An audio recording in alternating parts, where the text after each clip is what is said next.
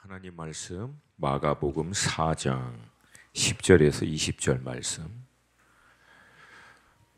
마가복음 4장 10절에서 20절 말씀, 우리 한 목소리로 하나님 말씀 같이 읽겠습니다. 시작. 예수께서 홀로 계실 때 함께한 사람들이 12제자와 더불어 그 비유들에 대하여 물으니, 이르시되 하나님의 나라의 비밀을 너에게는 주었으나 외인에게는 모든 것을 비유로 하나니, 이는 그들로 보기는 보아도 알지 못하며 듣기는 들어도 깨닫지 못하게 하여 돌이켜 죄사함을 얻지 못하게 하려 함이라 하시고, 또 이르시되 너희가 이 비유를 알지 못할진대 어떻게 모든 비유를 알겠느냐. 뿌리는 자는 말씀을 뿌리는 것이라.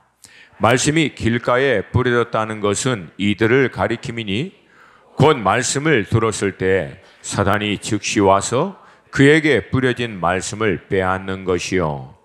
또 이와 같이 돌밭에 뿌려졌다는 것은 이들을 가리킴이니, 곧 말씀을 들을 때 즉시 기쁨으로 받으나 그 속에 뿌리가 없어 잠깐 견디다가 말씀으로 인하여 환난이나 박해가 일어나는 때에는 곧 넘어지는 자요. 또 어떤 이는 가시떨기에 뿌려진 자니, 이들은 말씀을 듣기는 하되 세상의 염려와 재물의 유혹과 기타 욕심이 들어와 말씀을 막아 결실하지 못하게 되는 자요. 좋은 땅에 뿌려졌다는 것은 곧 말씀을 듣고 받아 30배나 60배나 100배의 결실을 하는 자니라. 아멘. 좌우에 계신 분하고 좋은 땅이 되시기를 축복합니다. 아멘. 예수님께서 이제 침례 요한에게 침례를 받으시고 이제 본격적인 사역을 시작하십니다. 여러 기적도 행하시지만 우리가 알고 있는 대로 정말 은혜로운 또 권세가 있는 말씀을 선포하니까 사람들이 놀라운 반응을 보이면서 어마어마한 무리들이 예수님을 이제 따라오기 시작합니다.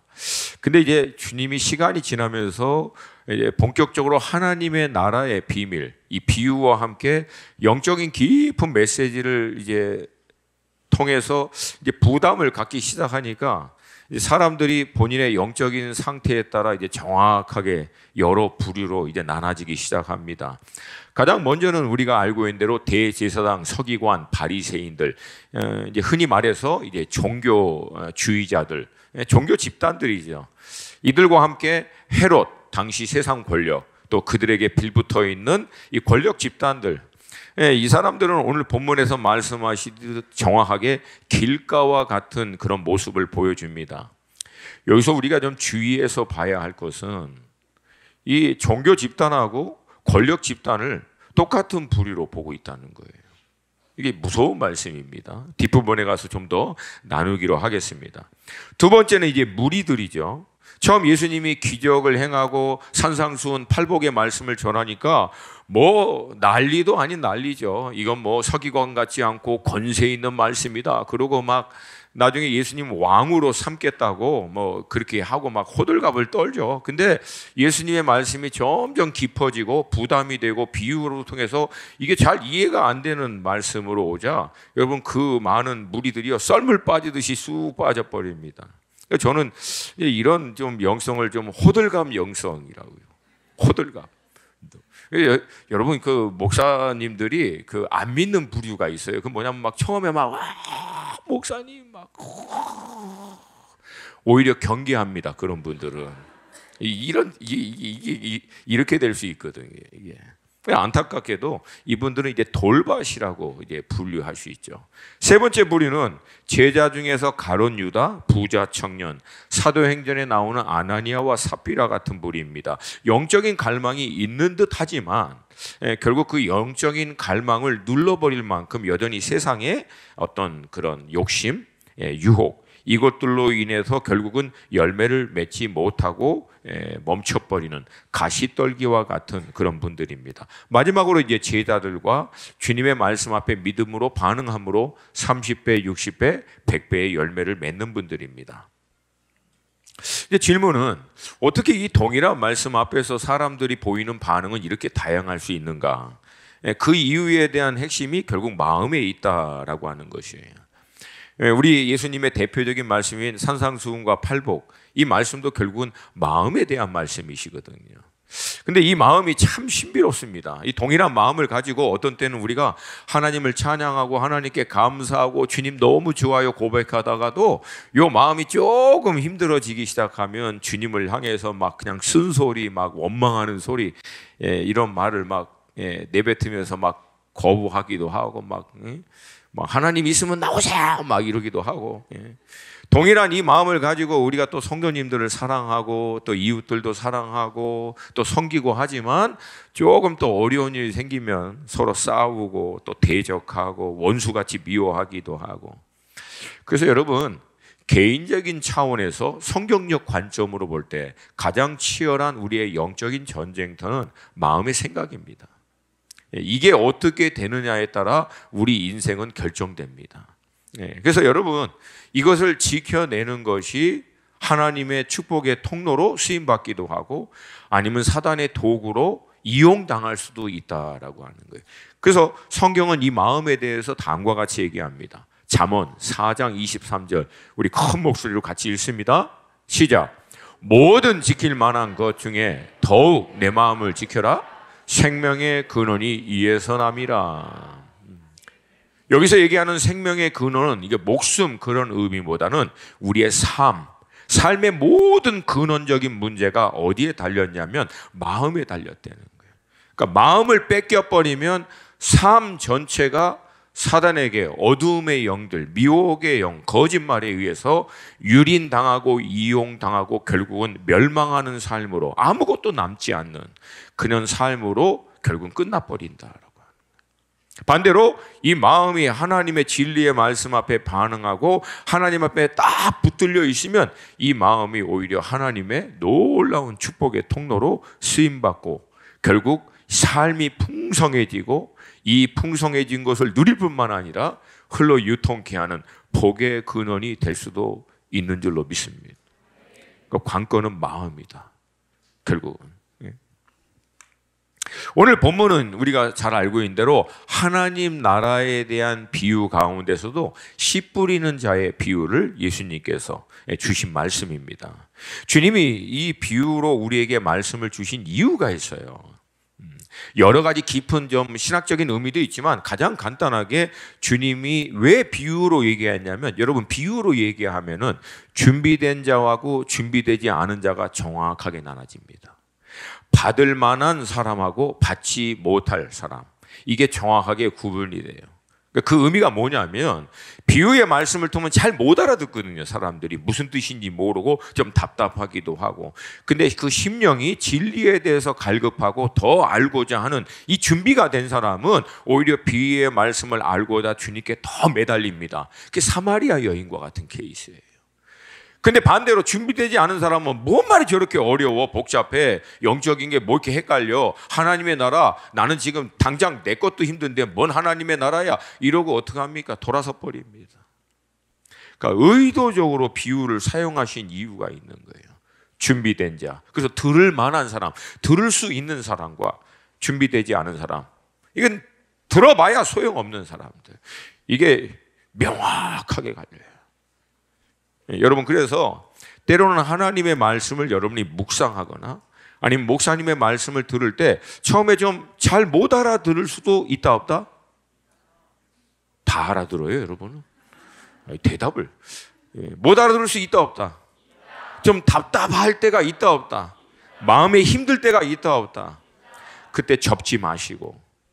여러분, 재밌게도요, 하나님 말씀을 막 지금 제가 이제 지난주에 어느 이제 교회 가서 막 이제 했거든요. 이게 수련회 연장 주일 예배여서 좀 세게 했어요. 그랬더니 막 중간에 일어나서 나가더라고. 막 미리 나가던가 중간에 나가더라고. 뭐 신경 안 쓰죠. 계속했죠, 그냥. 이게 참 안타까워요.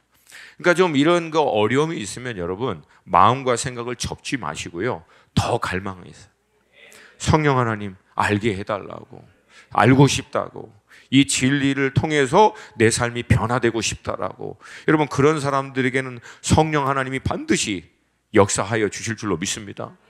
요한복음 16장 13절. 이거 늘 기억하세요. 늘 함께 읽습니다. 시작. 그러나 진리의 성령이 오시면 그가 너희를 모든 진리 가운데로 인도하시리니 그가 스스로 말하지 않고 오직 들은 것을 말하며 장래일을 너에게 알리시리라. 아멘. 진리의 영이신 성령님, 나사렛 예수의 영이신 성령님, 하나님이신 성령 하나님이 우리 안에 들어오신 이유는 우리로 하여금 하나님의 이 모든 진리를 알도록 도와주기 위해서, 마치 몽학 선생이 되어서 이 진리의 말씀을 단순히 우리의 혼으로 깨달은 차원이 아니라 심령 가운데 야다, 기노스코, 알고 체험적으로 확신할 수 있도록 역사해 주시는 분이신 줄로 믿습니다. 그리고 이 진리의 말씀을 통해서 모든 진리를 알게 하시는 성령 하나님의 인도하심을 받는 게 훈련이 되고 준비된 사람은 나중에 어떤 수준에까지 인도하시냐? 장래 일을 알게 하고 깨닫고 분별하게 하시는 은혜까지 우리를 인도해 주신다라고. 이 은혜를 누리시는 여러분이 되시기를 축복합니다. 아멘. 오늘 이 본문의 말씀을 통해서 하나님의 말씀이 선포되면 사람들이 어떻게 그 마음이 네 부류로 나눠지는지에 대해서 주님이 쭉 설명해 줍니다. 가장 먼저 15절, 길가와 같은 마음이에요. 길가와 같은 마음. 우리 한 목소리로 같이 읽습니다. 시작.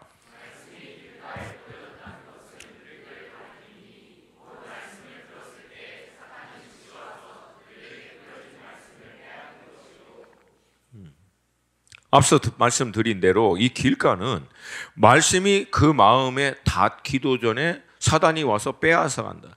원어적인 의미로 보면은 낚아채는 거예요. 떨어지기 전에 확 낚아채 버리는 거예요. 근데 그런 걸 보면은 우리 안에 좀 약간 그런 안타까움이 있어요. 그러면 우리의 의지, 우리의 열심, 이런 어떤 의사와 상관없이 사단이 방해해서 말씀을 다 빼앗아 가버리는 것이냐? 여러분, 정확하게 말씀드리면은 그렇지 않아요. 이 사단도요, 합법적으로 우리 안에 와서 말씀을 빼앗아 가는 거예요. 마치 우리 인생 가운데 사단이 주인 행세하면서 너는 이 말씀 듣지 마, 들으면 안 돼 하고 뺏어가 버리는 것 같이. 이게 합법적으로 진행되는 일이라는 거예요. 여러분, 잘 들으셔야 합니다. 우리 주님이 창조주십니다. 아닌가? 다시 한번. 우리 주님은 창조주십니다. 불가능이 없으신 분이세요. 전능의 하나님이십니다. 놀라운 능력의 하나님이십니다.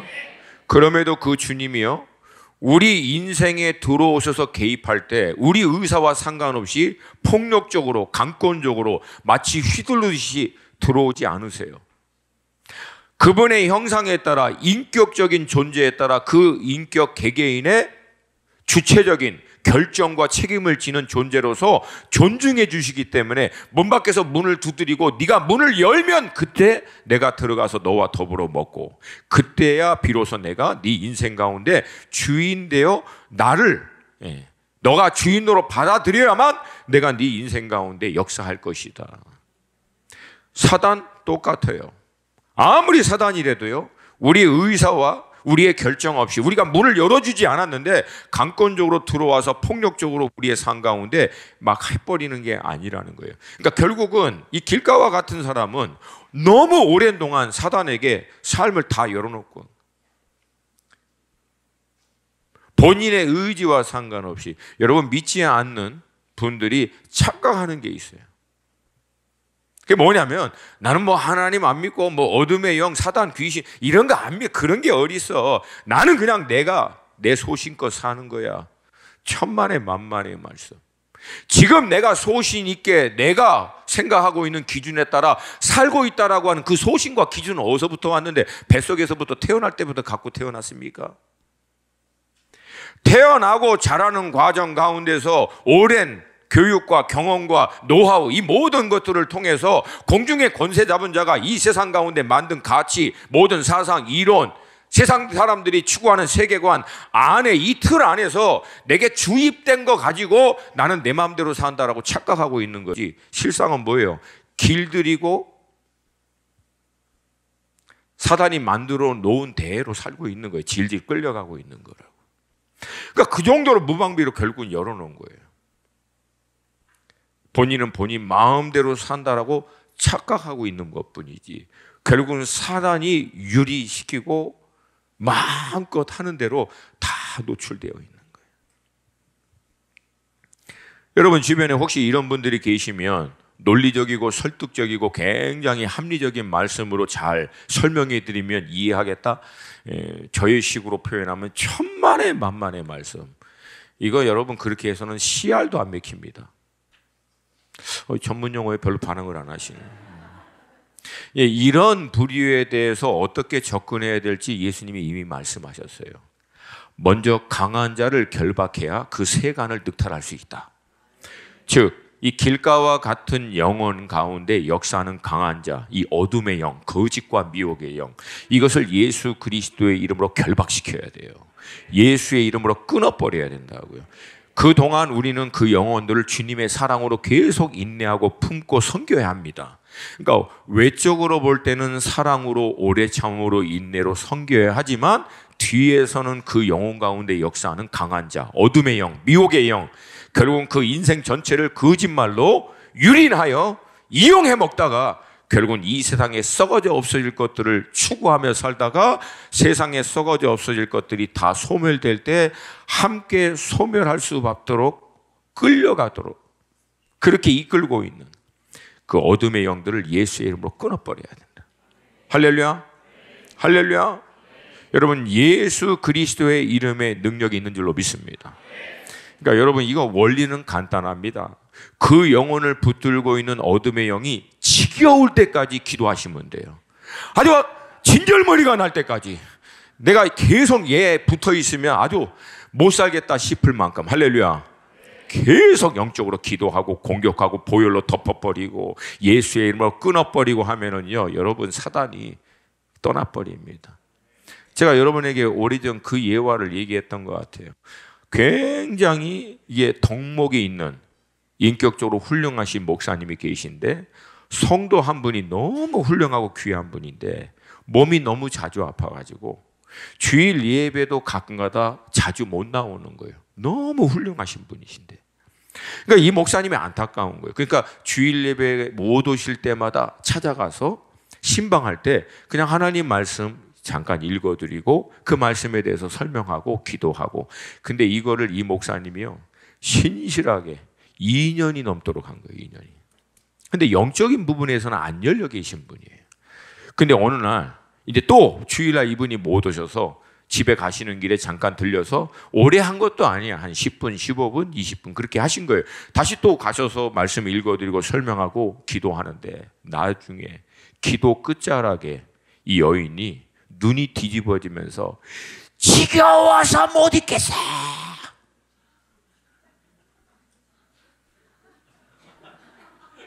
그러니까 어둠의 영이 지겨운 거야. 2년 내내 계속 오니까 지겨워서 못 버티겠다고 해서 결국 떠나버린 거야. 이 목사님도 본인도 놀래.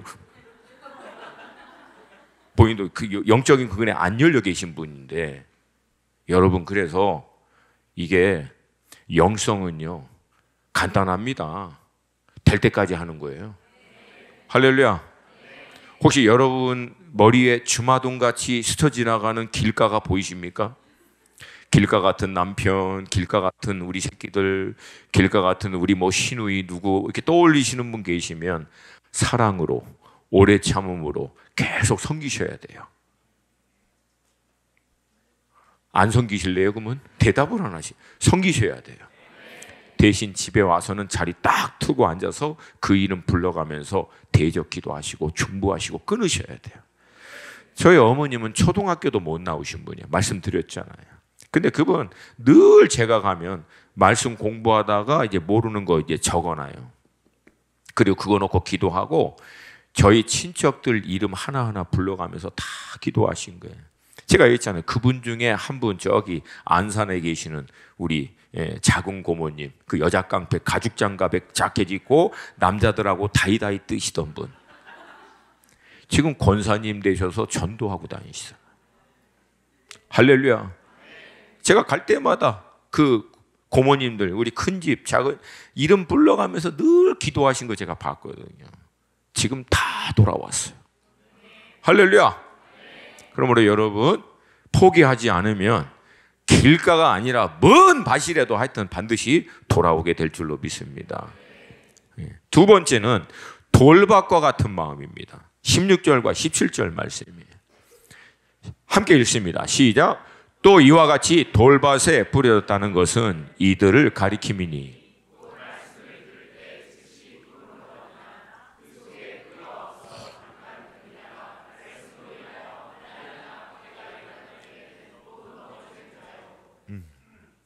자세히 보면 패턴이 나오죠. 처음 이분들은요, 처음 말씀을 들을 때는 기쁘게 들어요. 당연하죠. 그러니까 귀로 이게 혼으로 들을 때는 말씀이 그래도 나름대로 설득력이 있고 좋은 말 같고 교회에서 나쁜 말 안 하잖아요. 그러니까 다 듣는 거예요. 근데 문제는 뭐냐면 이 말씀이 심령 가운데 영적으로 깊이 뿌리를 내리지는 못하는 거예요. 그런 분들 참 많이 계십니다. 말씀을 들을 때는 다 듣는 것 같아. 그래서 여러분, 저희들이 사역하면서 하는 말이 있어요. 어른들은 다 듣는 것 같으면서도 하나도 안 듣고, 애들은 하나도 안 듣는 것 같은데 다 듣고 있다. 그런 말이 있어요. 그러니까 이게 듣는 것 같은데 이게 마음으로 깊이 들어와서 뿌리를 내리는 거에 있어서는 안 되는 부분들이 있는 거예요. 그러니까 이 말씀을 들어서 좋아서 한번 그 말씀대로 살아볼까 하는데 이게 말씀대로 사는 게 이게 쉽지 않거든요. 말씀대로 사는 데 있어서 어떤 어려움, 핍박, 이 대가지불이 오게 되면 이게 멈추는 거예요. 안 되는 거예요, 그게. 근데 여러분, 말씀대로 살면은 쉬워요, 어려워요? 어렵습니다. 이 세상의 공중 권세 잡은 자가 이 세상에 믿지 않는 사람들 가운데 가치, 사상, 이론, 학문, 철학 이것을 가지고 세상의 대세를 이루고 있는 세계관으로 꽉 붙들고 있는데 그거에 따라 반대로 흘러가고 있는 진리의 말씀을 따라 살려고 하니까 부딪히죠. 대가지불이 있고 어려움이 있죠. 그러다 보니까 이게 넘어지는 거예요, 자꾸만. 근데 근본적인 문제는 이런 어려움과 대가지불과 환난 때문에 이게 어려운 게 아니라 그것을 버텨낼 수 있을 만큼 말씀의 뿌리가 내 안에 내려지지 않은 거예요. 근데 왜 그렇게 되었느냐? 말씀이 뿌리 내리지 못하도록 내 마음 가운데 돌과 같이 딱딱하게 굳어있는 뭐가 있다는 거예요. 그러니까 근본적인 이걸 해결이 안 되면 영원히 하나님의 말씀을 귀로는 듣고 좋지만 이게 뿌리를 내려 우리 인격을 바꾸고 삶을 바꾸는 역사는 일어나기가 어렵다는 거예요. 자, 그러면 이 마음 가운데 이런 돌과 같은 것들이 대체적으로 무엇이냐? 여러분, 한 두세 가지로 얘기할 수 있는데 첫 번째는요, 과거에 우리 좋지 못한 경험으로 인한 상처, 실패감, 상한 감정, 낮은 자존감, 그리고 선입견. 더 나열할 수 있지만 대체적으로 우리가 겪었던 실패와 어떤 아픔, 어려움, 있던 실망 이런 것들을 통해서 마치 상처가 딱딱하게 굳은 살과 같이 되어 있는 상태, 그런 심정이에요. 그러니까 이런 분들이 왜 말씀이 심령 가운데 들어가는 게 어렵냐면 이 말씀이 귀로 들을 때는 참 좋아. 근데 이게 마음에 그 상처 있는 부분에 딱 닿으면은 발끈하는 거예요. 왜? 더 아프거든. 근데 여러분, 상식적으로 제가 물어볼게요. 상처가 나거나 아니면 깊이 잘리거나 베거나 아니면 팔이 부러지거나 할 때 이걸 치료하는 과정이 사실은 더 아파요, 안 아파요? 아픕니다. 왜? 아픈 상처를 소독하고 그거 긁어내서 회복을 시키려면 지금 아파 있는 것보다 잠깐이지만 더 아픈 과정을 통과해야만 상처가 났습니다.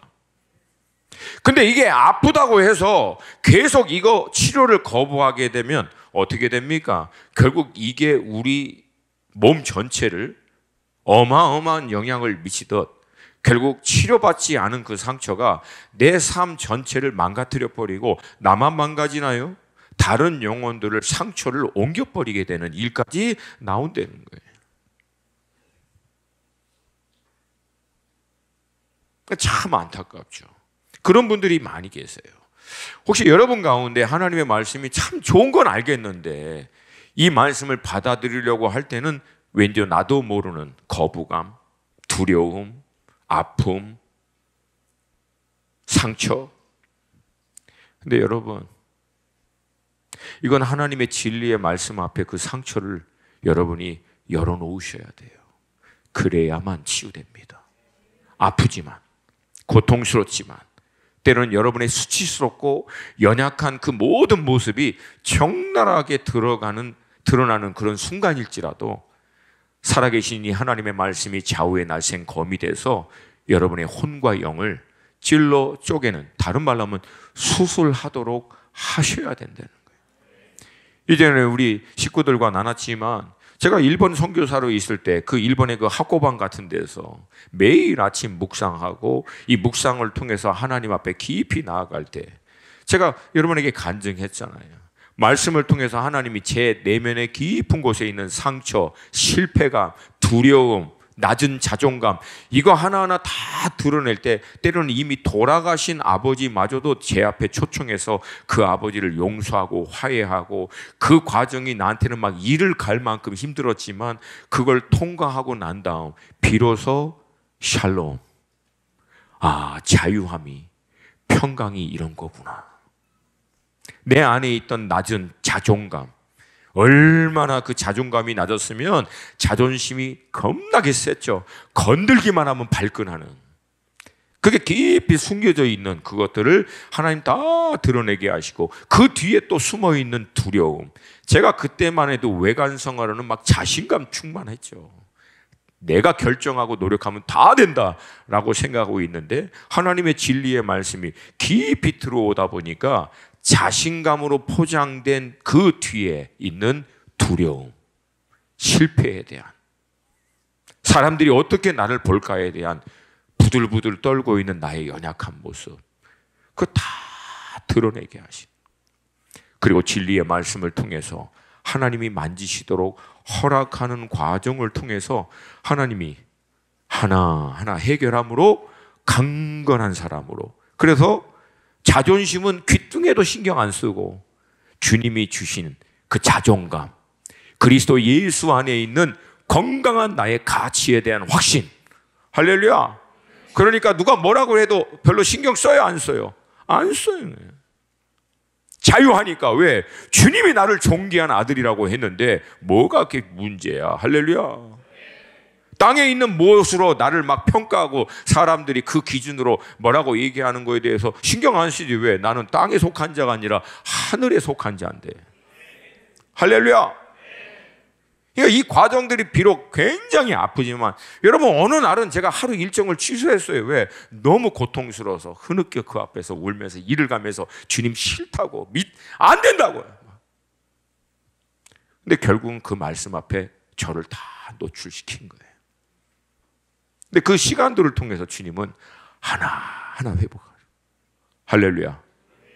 고름으로 얼룩진 내 심령, 그러나 겉으로는 딱딱한 이 굳은 살로 가려져 있는 이것을 칼로, 말씀의 칼로 쭉 눌러서 고름 다 빼고 소독하고 수술해서 온전한 새살이 말씀의 능력으로 회복되는 줄로 믿습니다. 그래서 이것을 여러분들이 셀 안에서도 할 때 그게 영적인 모임이 되는 거예요. 서로가 말씀으로 위로해 주시고 권면해 주시고 따뜻하게 만져주시고. 할렐루야. 아멘입니까? 또 하나는요, 무엇이 우리의 마음에 딱딱한 돌과 같이 말씀이 뿌리 내리지 못하도록 하는가? 이건 정반대예요. 나름대로 삶의 그 현장에서 본인이 어떤 소신 있게 성공한 자기 확신, 삶의 어떤 자기의 방식, 철학, 이게 했더니 된 거야. 본인은 된 거야. 그러니까 이 확신으로 말미암아 마음이 딱 견고하게 이렇게 되어 있는 분들. 그러니까 교회 가서 목사님이 말씀드리면 뭐 좋은 말씀이네, 뭐 자녀들 사랑하니까 뭐 자녀 뭐 미워하는 사람 누가 있어, 뭐 이렇게 다 좋아하는데 삶의 현장에 가서는 전혀 이 말씀이 이제 안 듣는 거예요. 왜? 내가 나름대로 살면서 이렇게 살았더니 되더라라고 하는 삶의 확신과 방식이 딱 있거든요. 그러니까 이런 분들의 특징은 아유 목사님들이 그 잘 몰라서 나가서 한번 그 기름때 묻은 돈 벌어봐. 그게 그렇게 아름다운 말처럼 되는지 이게 참, 목사님들이 잘 몰라서 그래요. 제가 그런 분들 만나면 꼭 하는 말이 우리 이 영역은 만만한 줄 아냐고. 예, 예. 거기 기름때 못지않게 우리 기름때도 장난 아니라고 이거. 농담이고요. 그러니까 너무 자기 확신이 센 거예요. 그러니까 아무리 이제 아내나 뭐 이제 주변의 믿음의 사람들이 어떤 성경적인 그런 원리, 진리의 말씀을 얘기해도 아이 그다 예, 아이고 알았다고 하는데 자기 소신, 이 확신이 분명하신 분들. 예, 여러분들 이런 분들은 어떻게 해야 돌아올까요? 근데 돌아올 수 있어요. 할렐루야. 할렐루야. 이런 분들은 여러분들이 중보기도 하시기를 하나님 따뜻하게 한번 만져주세요. 간단합니다.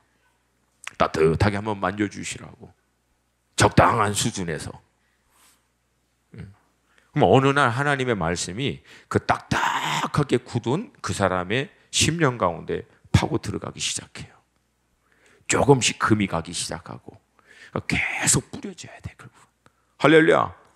근데 놀라운 것은요, 이런 상처나 이런 바위로 굳은 마음이 쪼개져서 말씀이 심어지면요, 오히려 이 상처와 돌같이 딱딱하게 굳어있는 말씀이 말씀의 뿌리를 딱 붙들어 버리면 이 사람들은 오히려 더 강력한 하나님의 사람들이 됩니다. 그림 한번 보여주실래요? 나무 씨앗이 떨어졌는데 이게 결국은 쪼개가지고 나무 바위 덩어리 안에 뿌리를 내려버리잖아요. 그러면 여러분 이런 나무는 뽑아질까요? 안 뽑아질까요? 안 뽑아집니다. 그런 사람들이 바로 상처 입은 치유자. 그 상처를 주님의 말씀 앞에 내려놓았더니 상처가 회복된과 동시에 그 말씀이 그 심령의 뿌리 가운데 내리고 자기의 삶의 방식, 철학으로 딱딱하게 굳어 있는데 진리의 말씀이 그 삶의 방식을 뚫어서 뿌리를 내려버리니까 이제는 아주 확실한 하나님의, 그러니까 이런 센 분들은요, 주님께 딱 돌아오면은요, 확실하게 믿습니다. 할렐루야. 그런 류의 사람을 여러분이 지금 앞에서 보고 계시잖아요. 그런 류. 제가 그런 류. 이게 딱 예수님께 꽂혀버리니까 이제 뒤도 안 돌아보는 거예요. 그래서 여러분 절망하거나 포기하지 마시고 말씀이 언젠간 들어간다. 들어가기만 하면 반드시 돌아오게 될 것이고 열매를 맺을 것이다. 할렐루야. 그래서 이런 돌박과 같은 유형은 여러분들께서 상처가 있는 분들은 계속 오래 참고 주님의 말씀으로 상처를 계속 보듬어 주셔야 돼요. 때로는 아파할 때 함께 아파하고, 그리고 또 때로는 이렇게 강력한 분들은 뒤에서 강력하게, 앞에서 하지 마시고 박살나야 돌아와, 박살나야 돌아와 막 이렇게 하지 마시고, 안타깝지만 계속해서, 그리고 말씀을 때로는 강하게 하셔야 돼요. 이런 분들은 단호하게 진리의 말씀에 따라. 굳이 이제 또 하나 부류를 들자면 이 돌과 같은 케이스 중에 또 하나가요, 이게 종교주의자들입니다. 오랜 동안 신앙생활을 한 것 같지만 결국은 경건의 모양만 갖고 말씀이 심령 가운데 뿌리를 내려 전혀 변화되지 않은 상태로 오래 지난 분들. 제가 이분들에 대해서는 특별히 이렇게 많이 설명을 안 할게요. 왜? 예수님 당시 그런 사람들이 대제사장, 바리새인, 서기관들이었어요. 이거는 여러분에게 두렵게 경고하는 거예요. 주님이 그 사람들에게는 복음 안 전합니다. 주님께 찾아왔던 니고데모나 몇몇 소수의 사람 빼고는 종교로 아예 굳어져 있는 사람들에게는 말씀 안 전해요. 왜 안 전할까요? 전해봐야 필요 없다는 거예요. 이게. 제가 제일 두렵고 가장 안타깝게 보는 분들이에요. 20년, 30년 장로하고 집사하고 이런저런 신앙생활 다 한다고 했는데 결국은 딱 하나로 보면 알잖아요.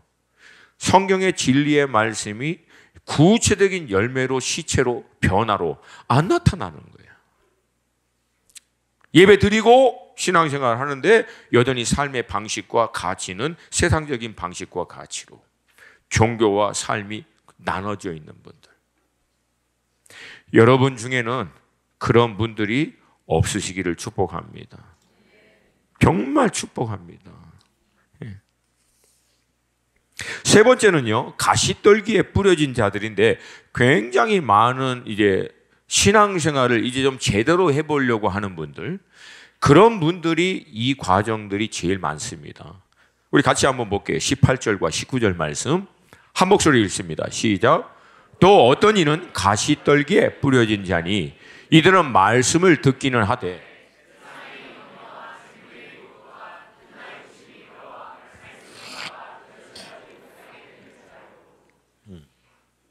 이분들도 돌밭과 같이 말씀을 처음엔 잘 들어요. 근데 본문을 자세히 보세요. 이게 여러분 묵상할 때 보이는 것들인데요. 세상 염려와 재물의 유혹과 기타 욕심이 들어와.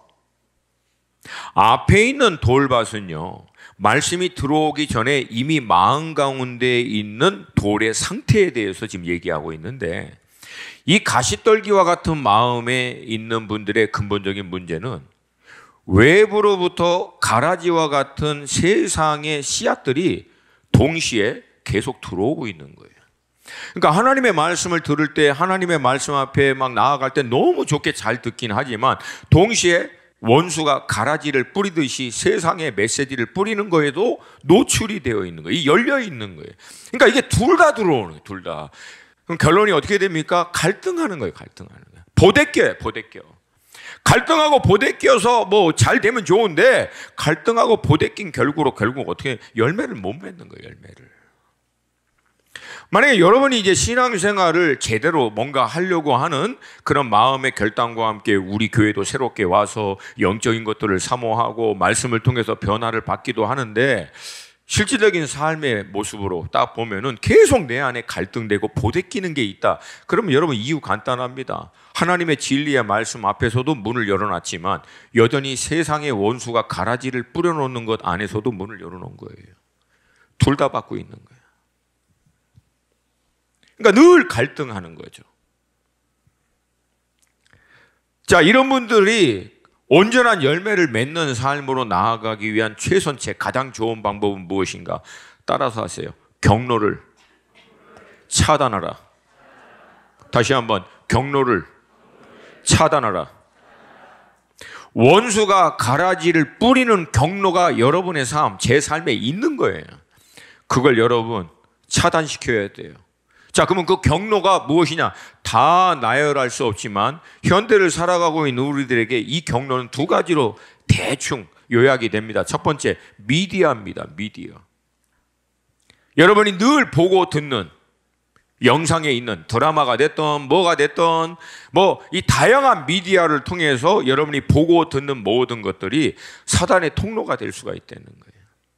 여러분, 저도 영화 좋아합니다. 너무 좋아해요. 제가 얘기했잖아요. 일주일 내내 그냥 방에서 짜장면 시켜 먹으면서 영화 볼 수 있는 사람이라고.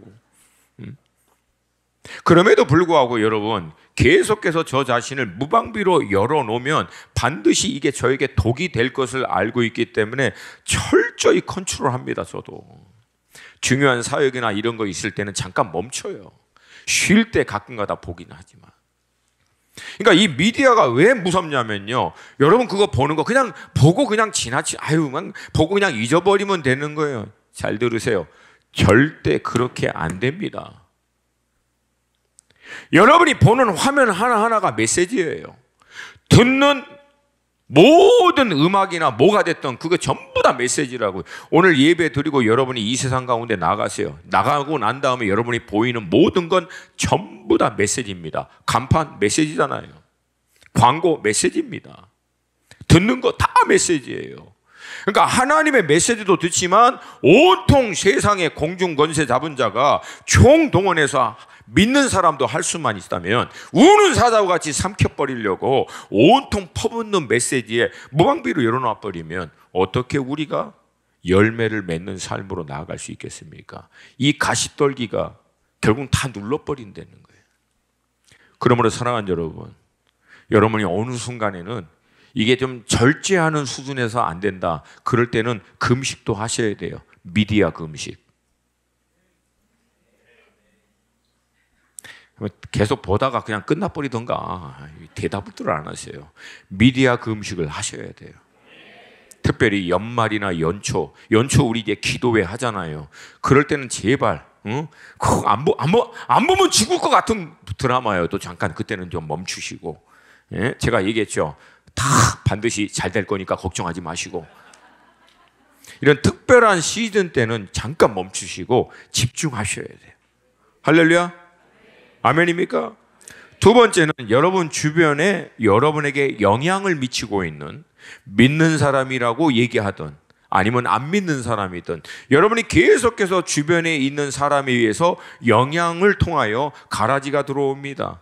가장 안타까운 것은 믿는다고 하는데 모든 생각과 가치, 기준, 삶의 방식은 여전히 세속적인 사람들 너무나 많습니다.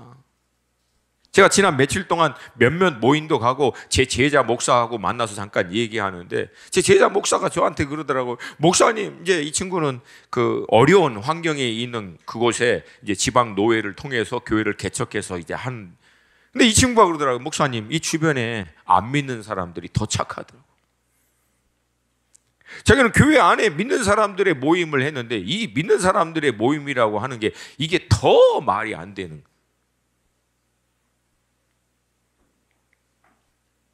불과 어제 제가 만난 분이 계시는데 그분이 얘기하더라고요. 우리나라 큰 모임이래요. 이름만 대면 아는 어마어마한 영향을 미치는 모임이라는데 그 모임에 딱 갔더니 물론 귀한 분도 계세요. 근데 딱 가니까 머리끝부터 발끝까지 스캔하더래. 무슨 옷 입었고 명품 뭐 했고 남편은 뭐 하는 사람이냐, 애들은 무슨 대학 나왔냐, 전부 다 그 얘기하고 있더래요. 그리고 나서 자기네들끼리 레벨을 매주. 가까이 둘 사람, 가까이 둘 필요가 없는 사람, 있으나 마나. 영적인 모임이라고 해서 가고 뭐 누구를 살리고 뭐 하고 막 한다고 갔는데 온통 그러고 있는 거예요. 제가 그랬어요. 뒤도 돌아보지 말고 나오세요. 그쪽으로는 그것도 하지 마세요. 그러니까 여러분 신앙생활 하는데 여러분이 지속적으로 정규적으로 만나는 사람 가운데 만나고 돌아오기만 하면 여러분 안에 갈등이 생기고 마음이 힘들어지고 영향을 받는 분들이 계시면 제가 여러분에게 정말 강하게 권고해 드립니다. 정리하세요. 목사님, 그래도 그 영혼도 구원받아야 되지 않겠습니까? 그 영혼도 결국은 인도함을 받지야. 제가 보기에는 여러분이 먼저 구원받아야 돼요. 뭘? 내가 어느 정도 이게 무장이 되고 준비가 돼야 영향을 미치고 뭘 하든 여러분 그만큼 만만치 않다는 거예요. 할렐루야? 할렐루야? 여러분 잘 생각하세요. 제가 예수님을 깊이 만나고 25살에 만났다고 그랬잖아요. 그리고 난 다음에 제가 첫 번째 했던 게 그동안 만났던 친구들 늘 모이면 늘 한다는 게 술이나 마시고 음담패설하고 당구치고 노름이나 하고 이것저것 그런 짓거리만 하던 다 정리해버린 거예요. 왜? 내가 살아야 되거든 지금. 그리고 난 다음에 제가 준비돼서 한 명 한 명 전도해서 결국은 돌아오게 된 거예요. 할렐루야. 그러니까 여러분 본인의 영적인 상태를 잘 스캔하셔서 내가 믿지 않는 자, 또 믿음이 연약한 자들과 함께 할 때 오히려 그들에게 선한 영향력을 미치는 게 아니라 계속 그게 가라지와 같이 내 마음과 생각 가운데 영향을 미쳐서 온전한 열매를 맺는데 어렵다. 물론 지혜가 필요합니다. 여러분 정리하셔야 돼요.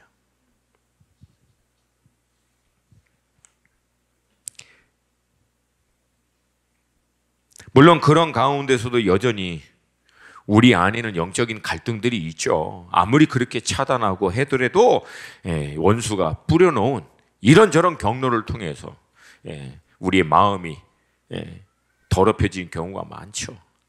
그래서 여러분 마음은요 정원을 가꾸는 원리로 들어가셔야 돼요. 늘 진리의 말씀을 통해서 내 마음을 스캔, 한번 쭉 훑어보면서 휴지 떨어진 게 보여. 죽고. 잡초가 있는 게 보여. 성경적 가치가 아니라 여전히 내 안에 남아있는 세상적 원리, 그렇게 하고자 하는 간양 심령들, 그건요 땅 도려내듯이 심령 도려내면서 뽑아내버려야지. 성령의 불로 태워버리고. 할렐루야, 할렐루야. 그래서 여러분, 제발 여러분에게 말씀드린 거예요. 끼니 묵상하세요. 우리 수원 하나 교회 공동체에 왔는데 아직도 날마다 묵상을 안 하시는 분은, 이건 여러분 수원 하나가 아니라 수원 둘 교회 다니는 거예요. 둘 교회 다니는 거예요. 날마다 말씀 앞에 서서 여러분을 스캔하세요. 그리고 이 말씀으로 여러분의 마음을 새롭게 함으로 변화를 받아 열매를 맺는 삶으로 들어가시기를 축복합니다.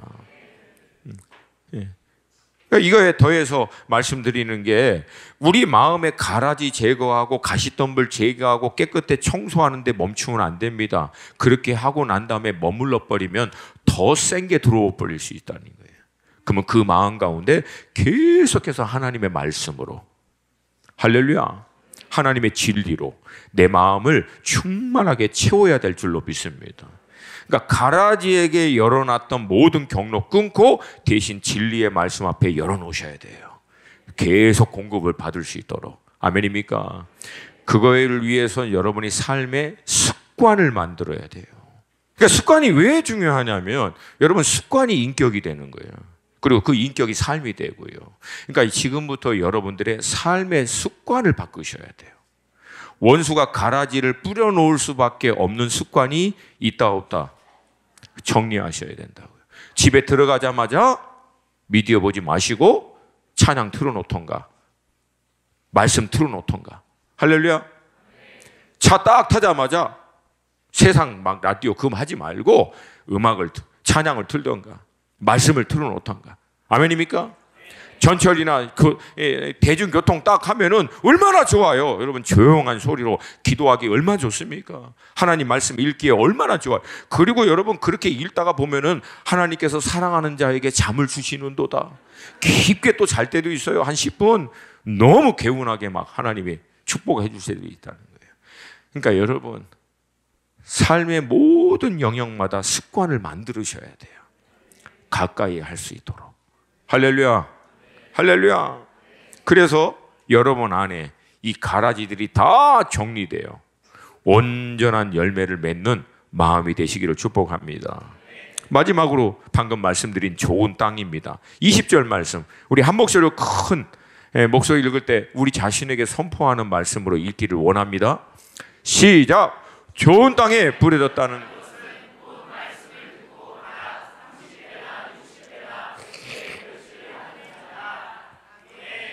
저는 여러분들이 다 이렇게 되기를 축복합니다. 여러분 다 이렇게 되시기를 정말 간절히 축복합니다.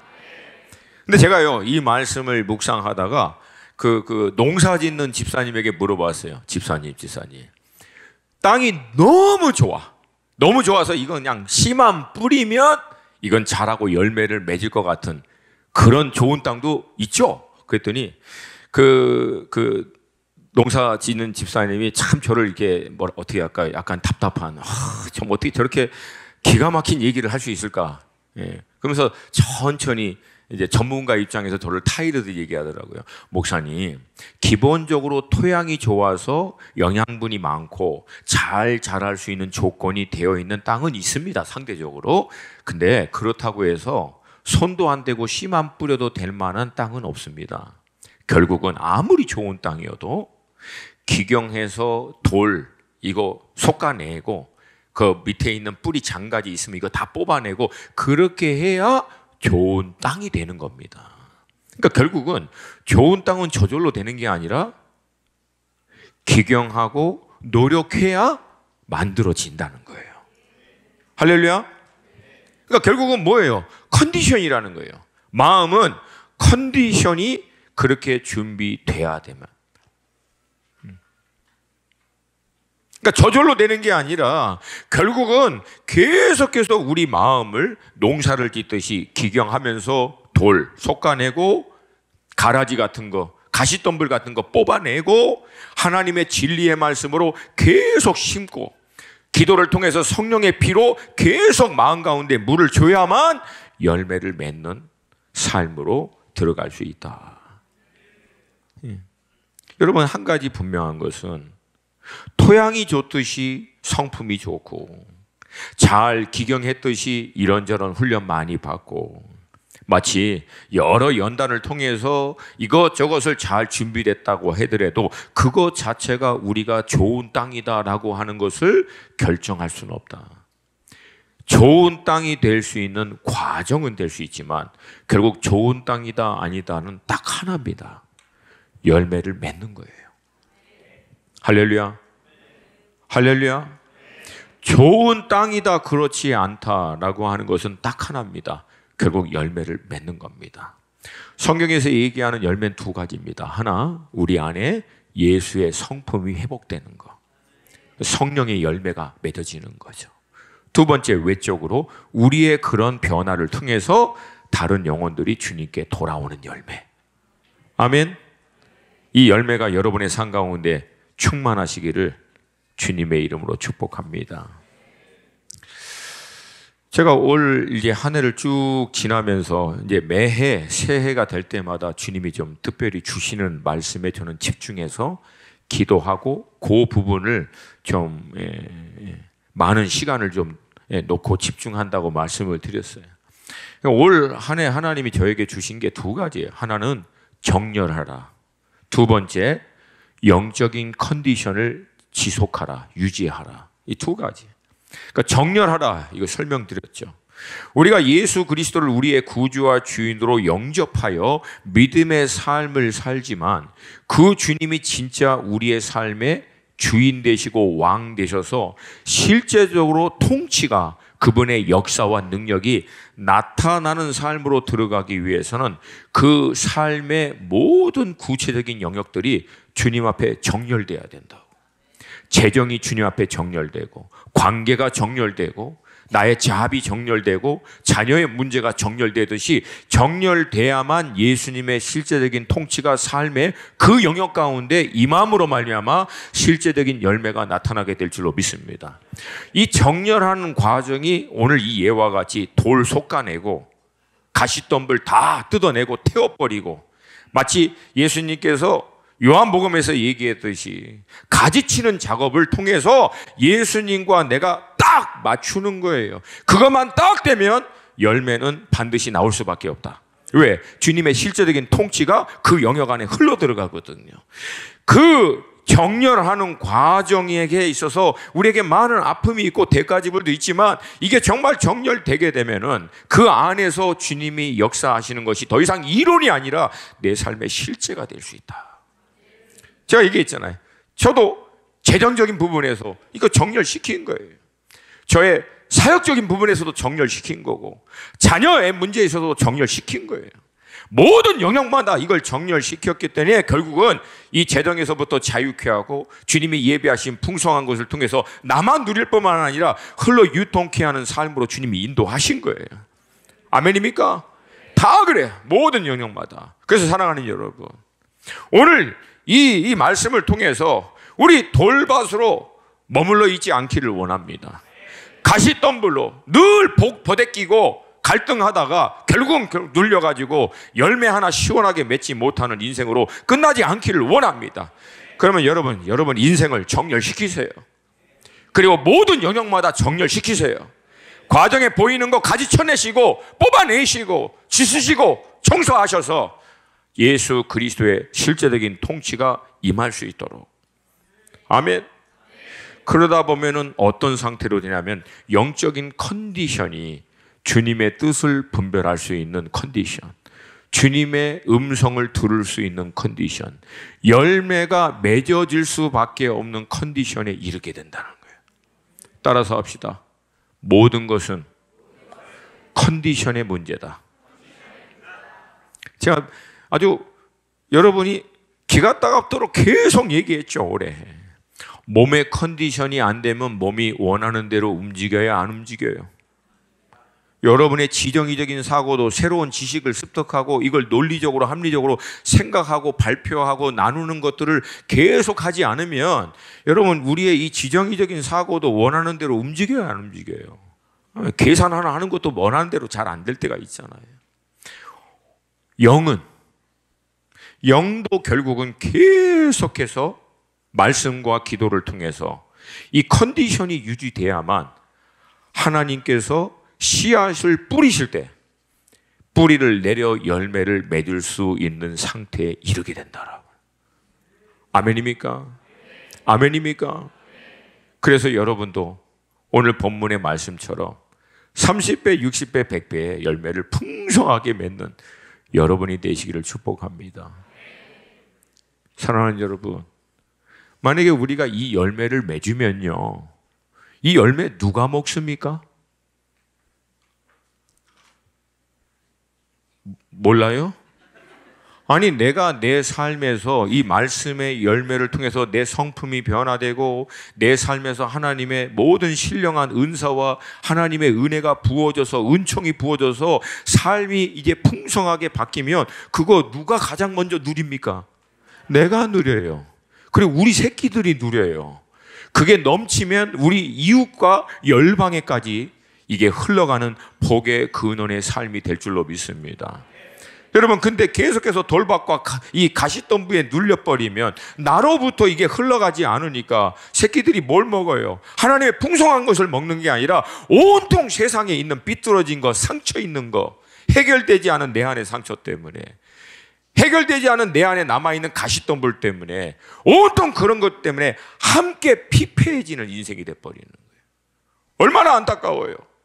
주님이 우리를 구원하시고 목자 되셔서 우리를 인도하시는 이유는 생명을 얻고 우리의 삶이 풍성해지는 삶이 되기를 원하셔서 그렇게 하신 것인데. 할렐루야. 우리 함께 하나님 말씀 보겠습니다. 함께 읽습니다. 시작.